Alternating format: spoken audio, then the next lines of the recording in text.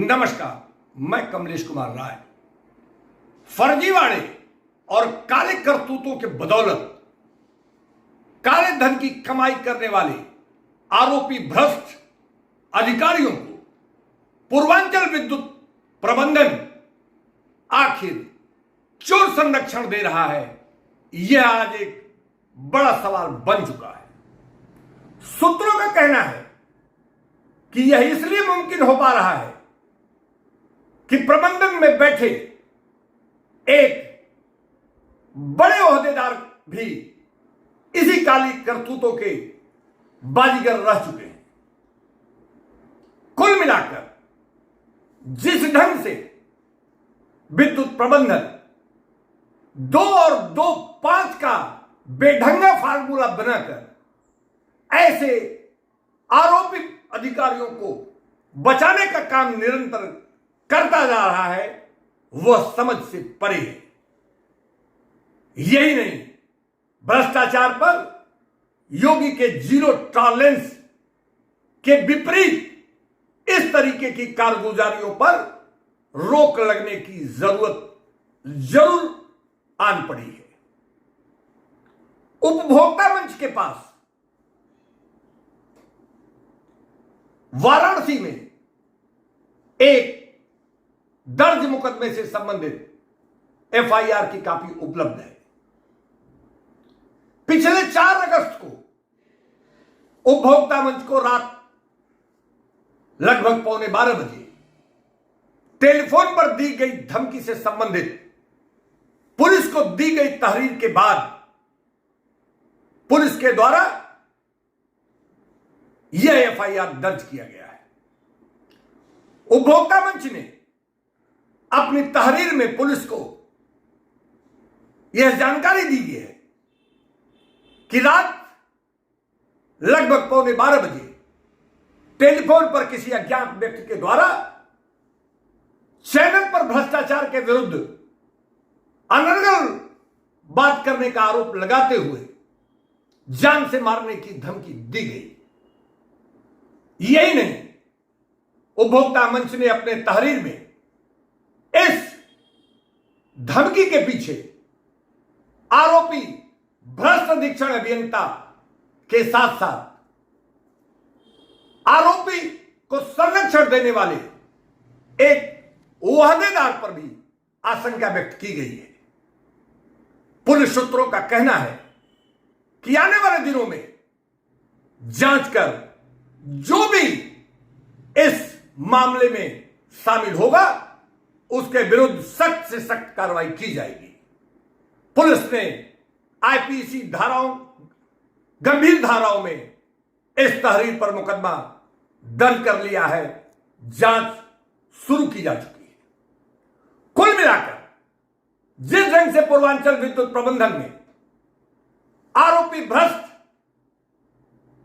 अधीक्षण अभियंता को घूस कांड में जिसका नाम लिया जा चुका है, जो घूस कांड में स्पष्ट रूप से शामिल बताया जाता है, उसको जिस ढंग से बचाने का निरंतर प्रयास किया जा रहा है, वह समझ से परे है। ओहदेदार के हल्केपन का एक नमूना आपके स्क्रीन पर दिखाई दे रहा होगा। स्क्रीन पर स्पष्ट तौर पर ओहदेदार के द्वारा अपने फेसबुक पर गोरखपुर के एक उपखंड अधिकारी एक महिला उपखंड अधिकारी के बारे में की गई टिप्पणी से स्पष्ट है कि ओहदेदार का हल्कापन और उनकी बुद्धिमत्ता किस हद की है, इससे इसका सहजता से अंदाजा लगाया जा सकता है। मान्यवर ओहदेदार गोरखपुर के नोडल हैं और फेसबुक पर उनके द्वारा की गई इसी टिप्पणी के बाद जब वो गोरखपुर में अपने दौरे पर गए तो वहां जूनियर इंजीनियर सहित संगठन सहित कई संगठनों के लोगों ने मुर्दाबाद के साथ उनका स्वागत किया गया। जिसके बाद उन्हें हाथ जोड़कर अपने किए गए कारगुजारी पर माफी मांगनी पड़ी। कुल मिलाकर जिस ढंग से पूर्वांचल विद्युत प्रबंधन में बैठे एक ओहदेदार के इशारे पर, ओहदेदार के तिकड़मों के बदौलत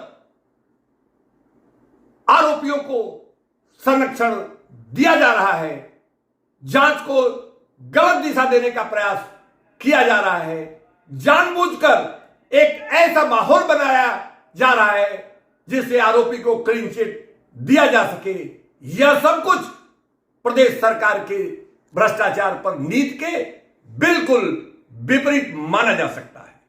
आवश्यकता इस बात की जरूर है कि पूर्वांचल विद्युत प्रबंधन के प्रबंध निदेशक विद्याभूषण को इन तमाम स्थितियों को गंभीरता से लेने की जरूरत है।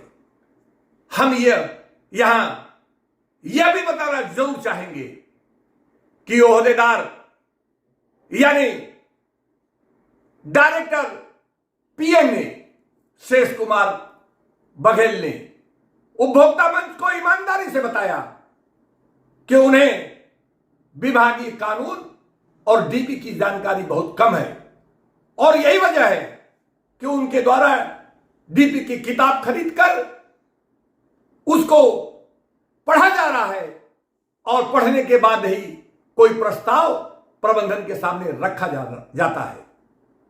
ऐसी स्थिति में जो इतने महत्वपूर्ण पद पर बैठा व्यक्ति हो, जो 35 साल से इस विभाग में कार्य कर रहा हो, उसको विभागीय नियमों और डीपी की जानकारी नहीं होने के बावजूद उसे एडमिन जैसे महत्वपूर्ण पद पर बैठा दिया जाए, यह भी एक बहुत बड़ी नीतियों और चयन की असफलता मानी जा सकती है। कुल मिलाकर जिस तरीके का माहौल पूर्वांचल विद्युत प्रबंधन में बनता जा रहा है, वह किसी भी हाल में इसे बेहतर नहीं माना जा सकता। जरूरत इस बात की जरूर है कि यूपीपीसीएल प्रबंधन से लेकर सरकार तक को इन तमाम स्थितियों को गंभीरता से लिया जाए और समय रहते ऐसे लोगों के विरुद्ध सख्त से सख्त कार्रवाई सुनिश्चित की जा सके। उपभोक्ता मंच के लिए आज बस इतना ही। नमस्कार।